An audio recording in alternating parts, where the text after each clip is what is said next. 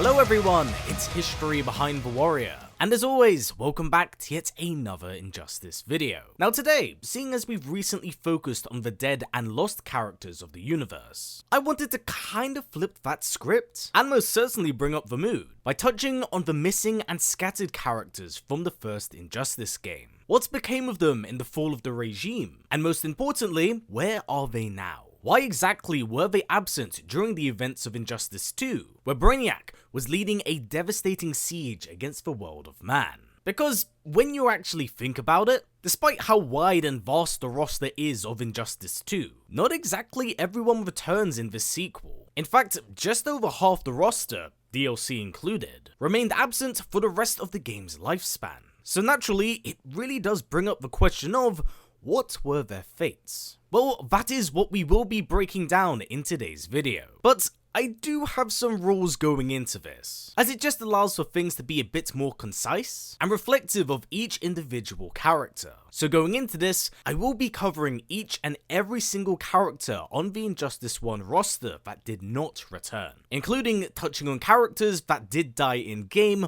or off-camera. So we will ever so lightly be retracing some very familiar steps here, but this has to be done in order for me to cover every single individual, as there's actually a lot that does occur in comic book panels that are not directly referenced to in game. Plus, even in the fall and death of many characters, they do believe behind a legacy of sorts in some way, shape and form. So not all their deaths are without purpose here, sometimes. And to make this a more well-rounded retrospective, I will be taking into account the events of the Injustice 2 comics, as they are indeed canon, as well as elements and fragments of information that we do get between characters in intros, as well as arcade ladder endings. As whilst they aren't typically canon, there usually is a sliver of truth in what's there, thus it could allude to the fate of certain individuals. But before we do begin, I do want to say thank you for the phenomenal love and support on the most recent Big Injustice video. That took a damn long amount of time to make, so I really appreciate you all enjoying that. So I do want to say here, if you want to see more of this content moving forward, and you really do enjoy it, please if possible,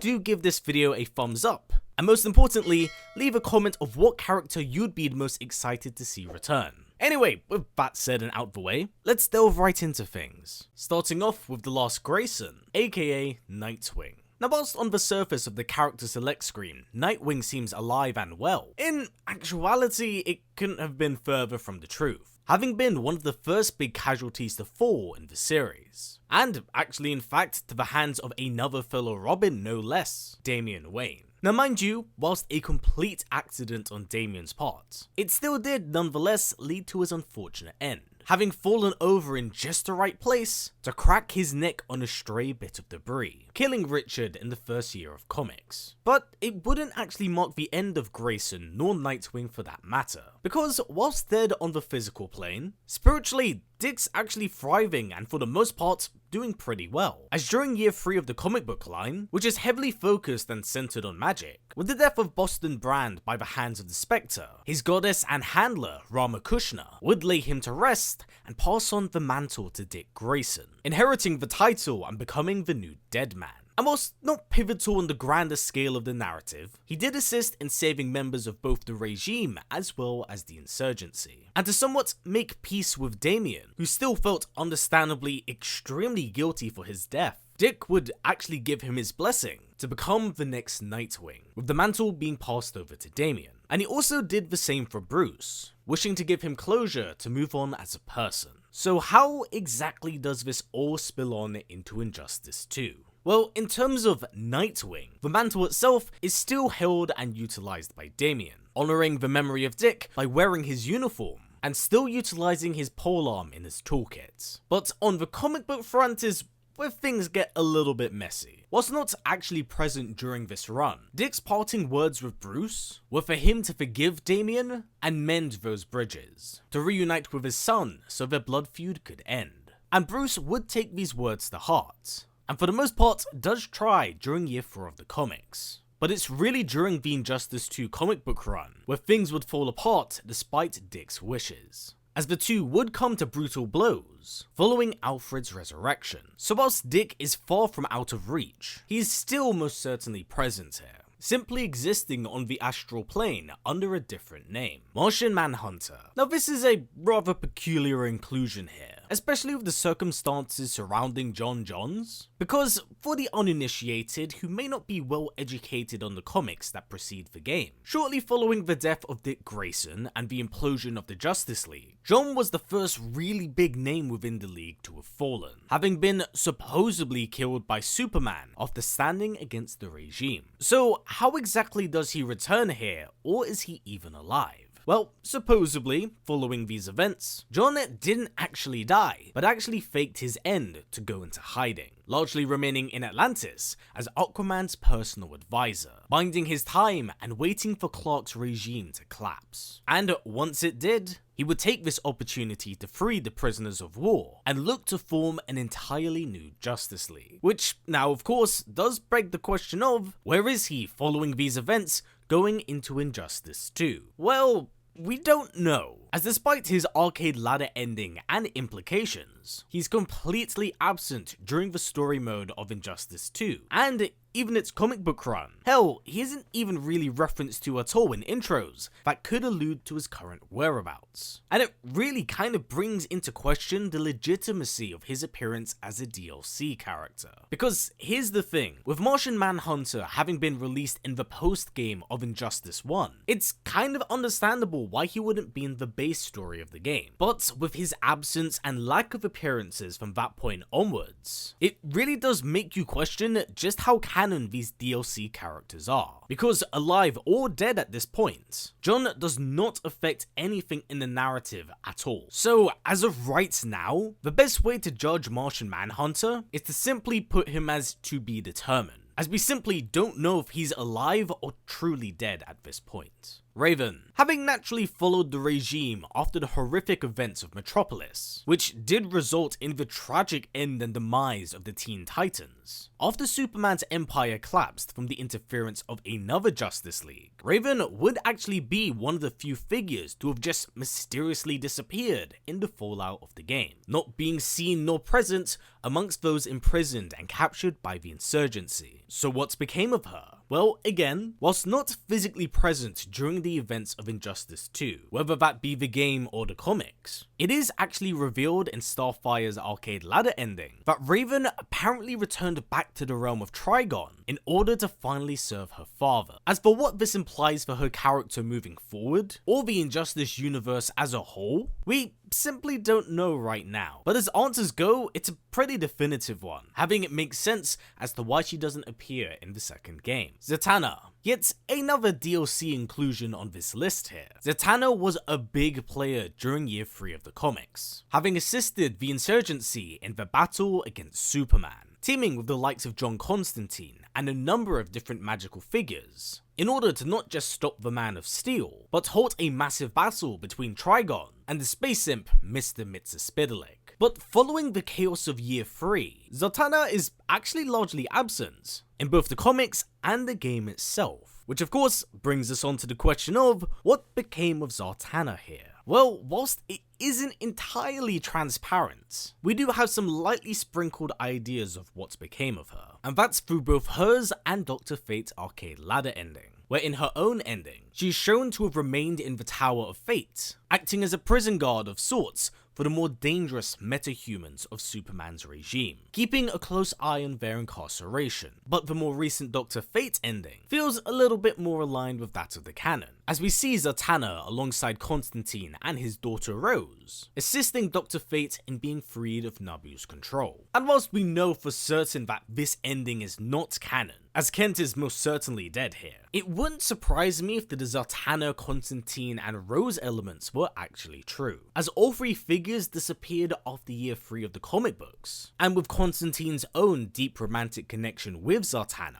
it would make sense why the two would want to get away, as it is what both Black Canary and Green Arrow did. And in the ending itself, it is revealed that Zatanna remains in the House of Mystery, which may have been the getaway that John Constantine was alluding to in the comics. Whilst this isn't a clear or definitive answer, I do feel that from the breadcrumbs we do have here, this is the most clear answer we can get from the information we have currently. Hawkgirl. Whilst absent during the first few years of the comic, Shiera's return in year 5 of the series would see her be aligned with that of Superman and his regime, with the Man of Steel himself having played a part in the death of her controlling and abusive ex-husband, Qatar. So in many ways, she did feel obliged and in debt to the last son of Krypton, embracing his vision of control and protection. Thus, she's a loyal member of Superman's regime coming into the events of the game, battling the likes of the insurgency in a losing effort. And whilst she isn't seen among those incarcerated following Superman's defeat, it is revealed in her own arcade ladder ending that she was indeed captured and put away. However, this is where things get kind of weird, because we don't really know just how canon or valid this ladder ending is, as it's actually revealed she was brainwashed by the regime, and that Hawkman himself was killed in a plot conjured by the Council of Thanagar, with her ending implying that she somehow magically escaped, and then became invincible to take down those responsible, which of course does directly clash with what is established in the comics. So I do have kind of two conclusions as to how I believe this will be tackled. And the first is that, yes, in many ways I do believe that Shiera was brainwashed, but not in your typical sense, only being aligned with Superman because of how Qatar treated her. So in that sense, yeah, you could say that is brainwashing, which would in turn naturally lead to her own incarceration. But here's where things deviate in my mind, because I feel like during this time, she would probably wind up seeing the error of her ways, much like Barry or Hal in that regard, who were given second opportunities to reform from their crimes. But if we want to tap a little bit deeper into that arcade ladder ending, beyond her simply being reformed, it is actually very possible that she could seek redemption by returning back home to Thanagar, exiled off-world to find herself once more. Or there's always just the simple answer here, of she's still locked up. But I do feel like these ideas make a lot of sense here, especially being exiled to Thanagar, as it'd be a good reason as to why she wouldn't be present during Brainiac's siege, as well as the jailbreak of Injustice 2. So whilst not a 100% transparent answer, again, I do feel like it's the most likely of options here from the information that has been given to us. Shazam. Now this one should be more obvious and cut and dry, as Billy Batson was killed during the event of Injustice 1, having his brain effectively turned to goo by Superman from having a laser fired into his skull. So yeah, it's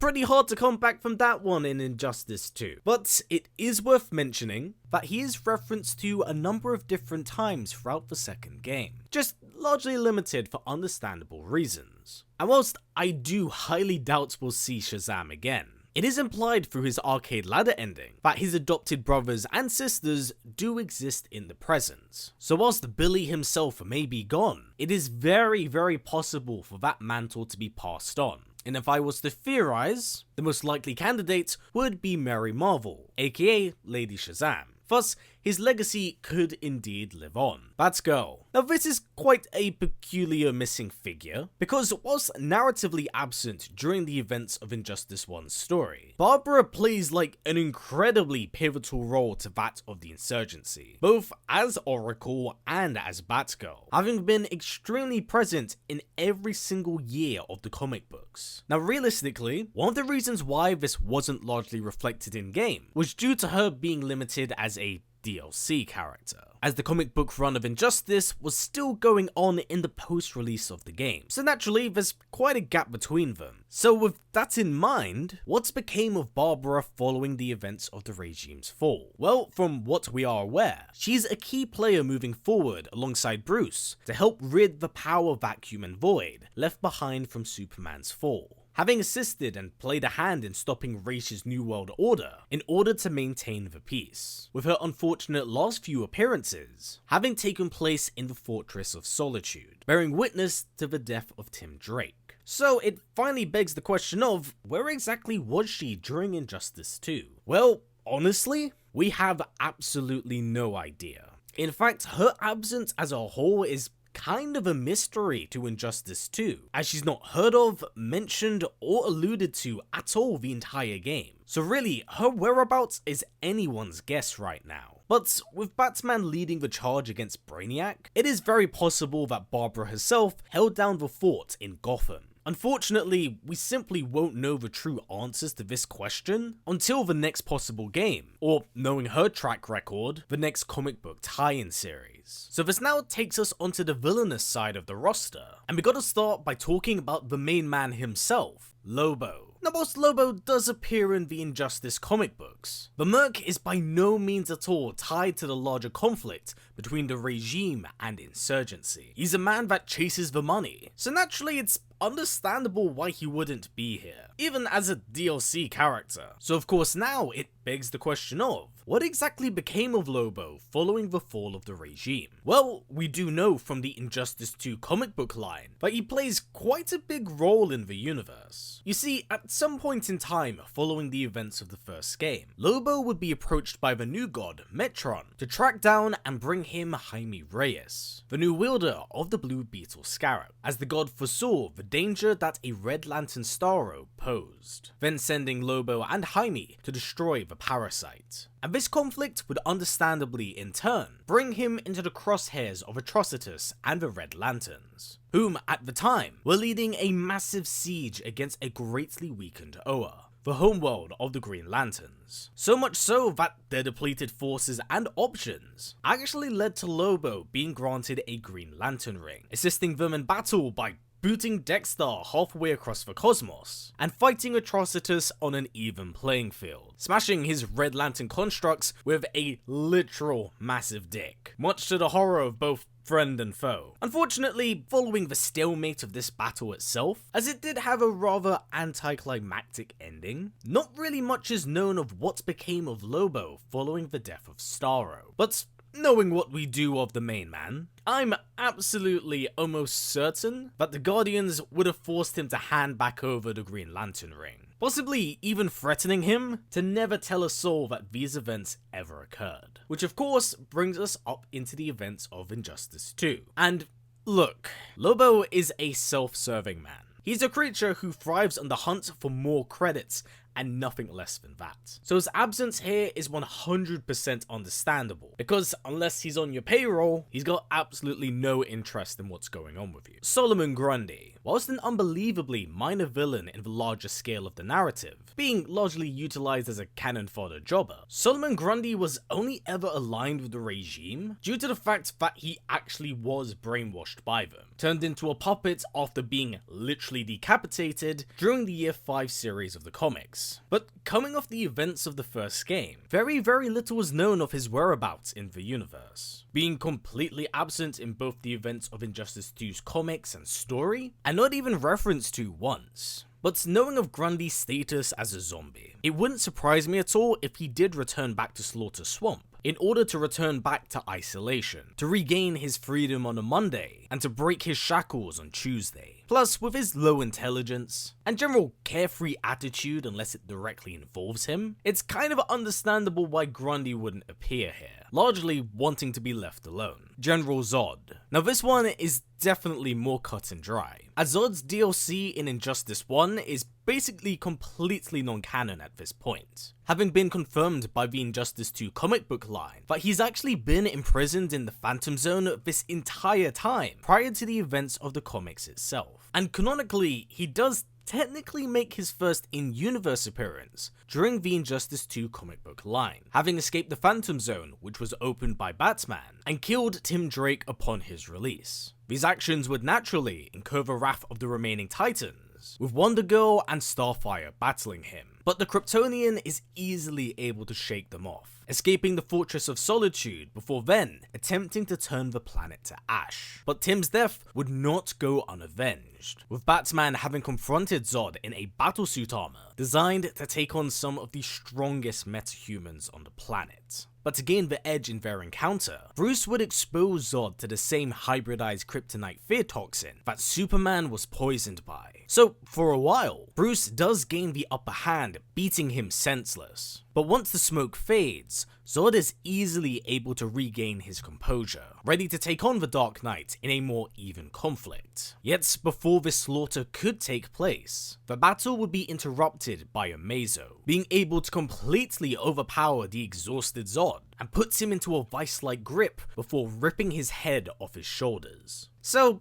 yeah, naturally, Zod isn't in Injustice 2 because he's dead. So Zod's time in the series is actually extremely short. Lex Luthor, taking us onto our next dead character here. Luthor's absence is naturally kind of understandable, having met his end at the hands of Superman during the fall of the first game. But whilst dead, to truly make the world a better place, Luthor would leave his otherworldly fortune in the care of Bruce Wayne, knowing full well that he would utilize it to make the world a far better place. In fact, leading to the creation of the Luthor Wayne Corporation, which assists in helping clear up damaged areas affected by cataclysmic events, whether that be natural or superpowered. So the legacy of Lex Luthor does live on in some way, shape and form. Deathstroke. Now whilst the finer details of Slade's absence have been largely kept under wraps, it is largely believed that he returned back to retirement following the events of the game. As even prior to it, during the events of the comic, where he's approached by Lex Luthor and Bruce for a job, Deathstroke is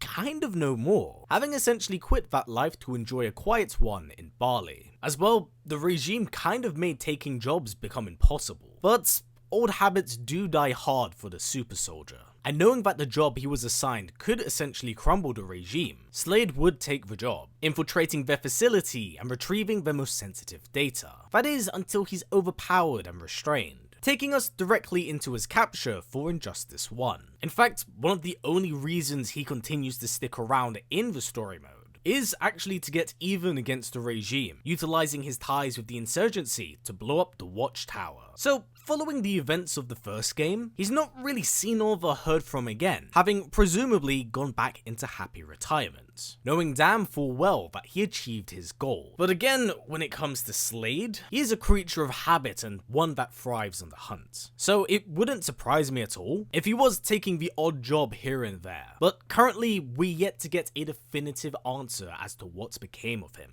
Ares. Now coming to the surprise of no one, as well, gods are immortal, Ares would resurface in the fall of the regime, having long plotted their downfall in the shadows by assisting the Justice League of another world, which now sparks the question of why. Well, the regime's clutches on the world of man actually greatly starved him of power through war, conquest, and slaughter. And whilst yes, he did help out the heroes, it was by all means out of a selfish desire to help himself, to feast on the power he'd been starved from for so many years. So in the fall of the first game, he does actually make a very small and minor appearance in the comics, confronting his sister Diana in her prison cell and relishing in her current status, having been stripped of her title, her heritage, and rendered to nothing more than rags. But this visit did not come without purpose, warning her of an oncoming storm that he could not quite see, saying that it would be on her to stop what was coming to pass. And you come to learn the real threat this poses towards Ares, because Brainiac's invasion could be the battle to end all battles, marking a definitive end for the god. So his appearance in this comic book line is not without purpose. Yet, even so, Ares is physically absent during the events of Injustice 2, not being directly involved in the conflict itself, but at the very least, having prepared Diana for the oncoming siege. Killer Frost. Having been one of the many villains forced to bend the knee to Superman's regime, Frost would effectively serve as one of the Kryptonians' villainous enforcers following the events of Year 5 of the comics, fighting alongside her former enemies coming into the events of Injustice Gods Among Us, where she herself does battle the League of Another World. But in the downfall of the regime, Frost, much like many of her other allies, would be imprisoned and taken away into custody by the insurgency. Sadly, following these events, very little is actually known of what became of her at this point, not being named nor featured during the course of Injustice 2's comics or games. So I believe it's actually quite safe to assume that unlike her compatriots, she still remains locked away in a prison, separate from those incarcerated alongside Superman. Doomsday. Now this is another peculiar one, because much like Grundy in that regard, Doomsday would be one of the villains that was completely under the mind control of the regime, even being sent off to hunt down and kill the Superman of another world. But in the fall of the regime, and his handlers gone, what actually became of the walking apocalypse? The last time we do see the Juggernaut is him being defeated by the Superman of another world, and then being tossed into the Phantom Zone, stranding the monster in the Endless Pocket dimension.